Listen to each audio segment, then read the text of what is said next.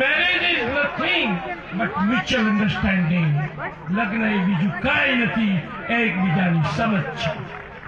સમજનો અંત આવી જાય એટલે જીવનનો અંત આવી જાય.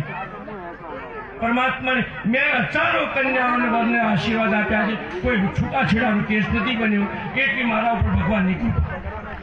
સુખી છે બધા. એટલે હું એવા આશીર્વાદ આપું કે તમે પણ દાન કરતા થઈ જાઓ. અને તમારા ત્યાં દીકરી જન્મે ને તો એ દીકરી બેટી બચાવો બેટી વધાવો થાય. એટલે હું એવા આશીર્વાદ નહીં આલું, સારું બધા આપીશ. ભગવાનની કૃપા હોય. એટલે સ્ત્રીના પ્રકાર બતાવ્યા છે. સમય તો 10-15 મિનિટ લેવી પડશે મારે. સમય છે ને તમારી પાસે? હા, કારણ કે હવે સમય નહીં રહે પછી તમારી પાસે. એટલે અત્યારથી હું સમય આપવાની વાત કરું છું, પછી સમય તમારે રહેવાનો નથી. એવી માયાજાળમાં ગૂંથાઈ જશો ને કે સમય તમારી પાસે નહીં. Time and time wait for none. સમય અને પૂરતી કોઈની રાહ જોતા નથી.